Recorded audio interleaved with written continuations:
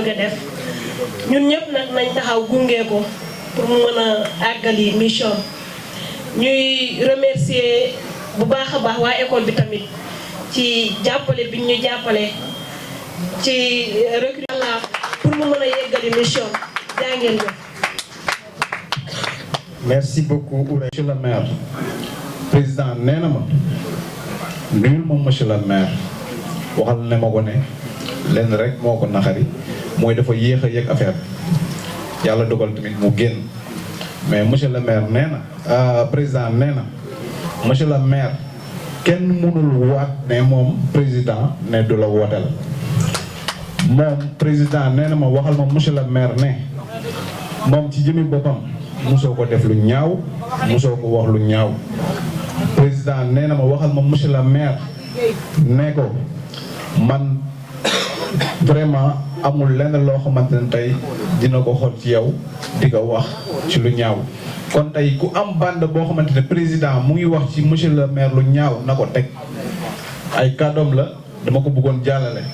li nga xamante ne nag monsieur le maire moo ko fi def dama naan les savants grecs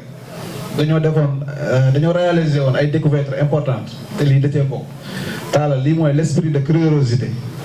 vraiment dañuy remercier monsieur le maire ci acte bi parce que poids léger poids lourd transport C1 nga jël mbooloo mu toll ci 350 personnes vraiment def ko acte bu rafet la labourer ses enfants nee na ses enfants par exemple de ne pas laisser nulle place où la place se repasse fu gën a xet nañ ko fa def vraiment monsieur le maire amuñu sa fay ñu ngi kontaan encore une fois ñu ngi lay gërëm di la sant bu baax a baax. donc loolu yomb kon monsieur le maire ñu ngi saluer action di wax ni lépp loo ci séntu luñ ci mën benn dina ci def fukkam pour que satisfaction am ba ñoom ñu jàngal leen ci meilleures conditions yi dafa leen une très bonne formation te ñu xam ne nag formation bi au bout mooy le permis de conduire mais pas nga toog pour am ko c'est pas possible léegi li ngeen di ñaax daal mooy yéen ñi nga xam ne yéen a ko soxla monsieur le maire moom def na li war def wàccoon ak yéen léegi nag yéen yéen def fulla ak fayda parce que fu ko ci def nag ci délai yu gën a gàtt mën nga jàng ba am sa permis te doo am benn problème incha allah loolu mooy li ñu doon wax. voilà je vous remercie tout le monde. voilà. merci beaucoup monsieur Mboy kon bu ñu paree rek dina visite ci ñetti zone yi zone sud le point focal c'est Issa Diouf et point focal bi yow dans la zone nord yaa Matar Gueye mooy suñu point focal foofu zone centre 1 et 2 Lotu Ndiaye mooy point focal bi kon monsieur Mbodj da ngay dugg en rapport ak ñoom le travail vous le ferez ensemble hein. li nga yéene si ñoom ak li nga bëgg si ñoom rek moo tax tamit ñoom ñu wuyu la donc vraiment nous vous remercions et toute la jeunesse vous remercie certainement parce que c'est pour tous les efforts que vous ne cessez de déployer pour la jeunesse de Keur Moussa. Donc à ce titre vraiment on vous remercie et donc nous sommes en fait l'école que je dirige, l'école HEM, la haute école de management qui est un centre de formation, un institut qui est basé sur Dakar mais également basé sur Thiès. Dakar, on est au niveau sur la route de Front de Terre, la route de Walfadjri, mais également au niveau de Thiès, on est côte à côte avec la mairie de Thiès-Ouest de M. Alioune Sow. Donc pour vous dire que nous sommes présents sur ces deux axes-là, mais yàlla bu ko bëggee aussi dinañ présent fii inch'Allah ci commune bi inch'Allah. Loolu projet bu ñu nourrir looloo depuis 2015 yàlla xam na ni lépp fii la waroon tàmbali billaahi maa leen ko wax yàlla xam na ko donc yàlla aussi si kaw xam naa ñu dem après développer ko sur Dakar développer ko sur Thiès donc l'école a une expertise de plus de 10 ans maintenant donc di former sur les métiers qui peuvent générer des emplois parce que ñun métiers yooyu lañu ciblé les métiers qui ont d'énormes potentialités de générer des emplois donc des métiers innovants des métiers pratiques ci formation yooyu la ñuy jublu ñun formation yooyu la ñuy def formation yoo xam ne day dimbali l'intégration socio-professionnelle des étudiants de la jeunesse de manière générale donc à ce titre formation yi monsieur Diouf wax na ko ay pôle de formation la pôle de formation yi wàllum santé la ngeen xam ngeen actuellement santé priorité état bi la donc santé soo xoolee également la jeunesse la compris que moo tax tamit jeunesse yu bëri ñoo ngi jublu actuellement ci la filière santé donc filière santé la mooy pôle santé bi mu leen wax léegi également le pôle industrie xam ngeen actuellement le Sénégal tend vers l'industrialisation avec nos ressources naturelles pétrole gaz etc. et à ce titre également métiers yooyu dañ koy former sur l'électromécanique monsieur Diouf wax na ko monsieur Talla également wax na ko sur également la mécanique automobile si également froid climatisation sur également les métiers par exemple de l'électromécanique donc yooyu yëpp c'est des métiers de l'industrie yoo xam ne aussi suñu centre ñoo ngi koy développer ok ñoo ngi développer également d'autres pôles notamment le pôle management gestion des entreprises avec les filières marketing gestion finance compta marketing commerce international transport logistique mais aussi dañ ciy dañuy yëngu également ci wàllum hôtellerie ak restauration parce que filières yooyu c'est des filières qui génèrent actuellement de l'emploi moo tax ñun ñu ciblé ko jël ko di ko former jeunesse bi pour ñu mën a am une insertion socio-professionnelle bu rapide ba pare comme ça ñu mën a am doté de métier donc nag niveau bi dañ ko ñëpp lañ ci ciblé c'est la raison pour laquelle dañuy jël ça à partir du niveau CM2 niveau CM2 koo si jël mën nga ko former ci métier ak pôle yu mu leen wax nii mooy pôle industrie froid climatisation informatique mécanique automobile di former également niveau CM2 ci wàllum restauration des filières yoo xam ni pratique rek la théorie bi bëriwul et à la fin de la formation da ngay gis étudiant bi nga transférer ko ay compétences yoo xam ni en moins de 1 mois 2 mois ñun gis nañ ko da ngay gis étudiant bi opérationnel ci formation xam daf ko projeté woon sur 1 an mais soo ko xoolee ci 1 mois 2 mois mu def loo xam ni da nga naan kii voilà bi muy ñëw amuloon benn base amuloon benn connaissance mais gis nga léegi ce qu'il arrive à faire et donc loolu mooy lu pratique formation yooyu ñun la ñuy liggéey formation yooyu la ñuy développé am nañ ci expertise bi am nañ ci connaissance bi ñoo ngi former chaque année ay centaines di génn si suñu centre de formation que ça soit sur Dakar que ça soit sur Thiès donc formation yooyu la ñu indil monsieur le maire buñ ci waxtaan ak moom mu déglu ñu bu baax xam ni effectivement ñun jeunesse bi moo ñu tax a jóg jàppale nit yi moo ñu tax a jóg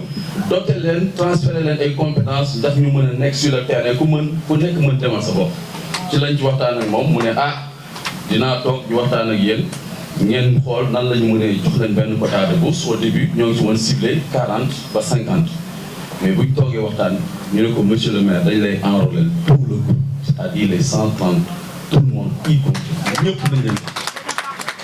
donc ci loolu lañ jublu monsieur le maire accepté ko ba ñun dem nañ plus loin mayaat nañ ko ci convention bi ñuy waaj a signé yeneen 200 waat 200 yoo xam ni encore une fois c'est 2 mois 3 mois ñu transférer la toutes les compétences yi nga soxla ci métier boobu bëgg nga demal sa bopp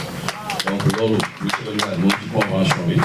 boo ko nangoo rek ñun ñu dem ci ndax formation moo ñu tax a jóg suñu métier loolu rek la ñu xam donc ñoo ngi lay sant di la gërëm monsieur le maire si initiative bi vraiment sa engagement auprès de la jeunesse wane nga ko waay encore une fois donc on vous remercie vraiment merci. mbooloo mi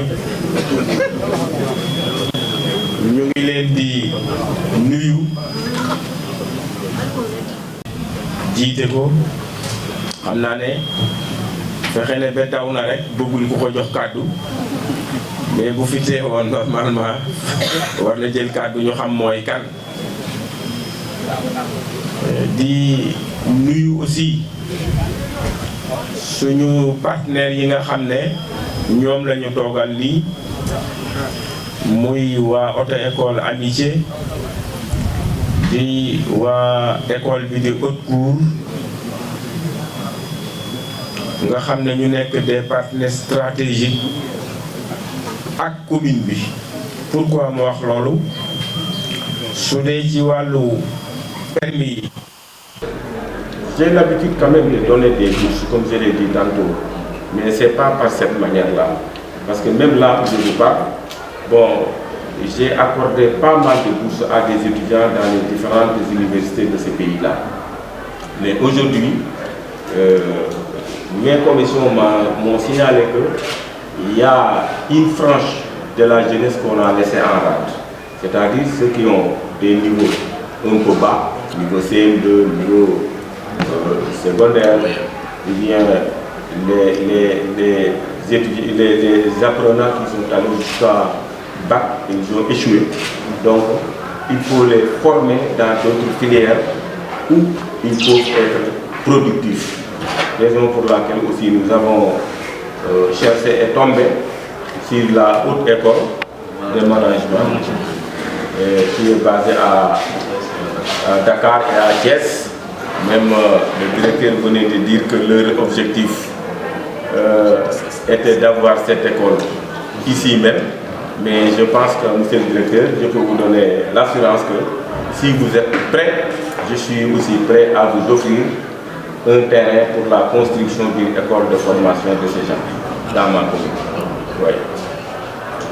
Alors justement, au-delà de cette formation, tout à l'heure, Mme Tour le disait, vous êtes un maire qui travaille. Qu'est-ce qui aujourd'hui peut orienter les populations à mieux croire en vous pour un autre mandat? Bon, c'était de leur présenter un bilan. Parce que pour moi, je pense qu'il n'est pas de mon devoir quand même, en tant que maire sortant, d'aller dire vers les populations en leur disant que si vous me élisez, je faisais cela, je faisais cela. Non. C'est de présenter aux populations un bilan qu'ils vont apprécier. Une fois apprécié, positivement ou négativement, bon, comme je l'ai dit, c'est la population qui va apprécier. Waaw sabab bi tey li ko waral mooy ñaari yëf dañu nekk ci commune boo xam ne ñu di ko wax commune Kër Moussa ku wax Kër Moussa nag xel yëpp dina dem ci wàllu transport ndax gare routière yi gën a rëy ci Sénégal foo ci dem boo laajee benn oto bu gaaree ñaar ñett di nga daj ne bii Kër Moussa la fekk ñu gis ne aussi jamono dox na tey ba permis de conduire yu bari soxla nañu ko parce que dafa nekk nécessité ñu ne donc bon xale yooyu war nañu seet ñu leen di dimbalee ba ñu mën leen a former ci façon boo xamante ne ñoom itam dinañu mën a am seen permis de conduire ci condition yoo xam ne ñu tegu la ci yoon. sànq am na précision boo xamante ne def nañu ko am solo mooy nit ñi bi ñu déggee ne maire bi day maye ay permis comme dañu nekk ci période électorale aussi am na ñu siy profité naan voilà maire bi day jënd ay permis ñëw di ko joxe mais man je pense que li ñu wax fii leer permis nekkul ay diplôme boo xam ne day ñëw bind ko rek ñëw di ko joxe dafa am ay étapes bokk na ci étape yi première étape bi yaakaar naa ne di nga def au moins théorie boo jógee ci théorie def pratique ñu topp la passé loo la examen comme xale bu ñu def examen ba nga war a jàll nga jàll. beneen bi mooy am na ñoo xam ne tey catégorie bi ñu ne bëgg nañu dem ci beneen catégorie te xëy na amuñu moyen ñooñu aussi ñu accompagner leen pour ñu mën a dem ci yooyu catégorie pour ñu mën ko am. li nga xam ne moo concerne aussi xale yi dañu gis ne yàgg nañu sax di ko def mais peut-être dañ ko dul defe façon bii bari na fi ay xale yoo xam ne tey jàng nañu xëy na dem nañu ba à un certain moment seen niveau njàng baaxoon na mais yàqu na te ñooñu gis nañ ne war nañu leen mën a récupérer dugal leen ci circuit bi mooy ñan ñi nga xam ne am nañu seen certificat d'études wala am niveau bi wala am BFM wala am niveau bi ñu seet ne ñooñu aussi am na ay filières yoo xam ne ku leen ci dugal accompagner leen ëllëg ñooñu aussi mën nañu nekk ñoo xam ne yor nañu seen métier ba nga xam ne daañu mën a demal seen bopp. donc bon ci façon boobu la ñu seet ñu tombé ci haute école de management pour que mu accompagner ñu ci boobu projet pour que xale yooyu aussi ñu mën leen récupérer defal leen formation dugal leen ci circuit bi ñu mën a nekk productif. sànq mën nañu ko wax ne yow même buy liggéey nga ci lan lañ mën a sukkandiku tey bi basket bi mën laa teg kat waaw loolu moom li ñu mën a sukkandiku dama wax ne li tubaab bi wax maire sortant la maanaam sama mandat dafa jeex may laajaat laaj boobu may laajaat nag nit ñi nga xamante ne ñoo ko war a joxe ñoom ñooy apprécier li nga xam ne def na est-ce que jar na ñu tegaat ma fi wala déet mais je pense que d'après information yi may am muy ñëw ci man ñëpp apprécier am nañu appréciation ne kii war na fi mun a toogaat moo tax ma ne du man maay wax li ma fiy tegaat wala def li ma fiy tegaat li ma waroon def naa ko population yi ci seen bopp ñooy xool est-ce que kii jaadu na ñu tegaat ko fi wala déet.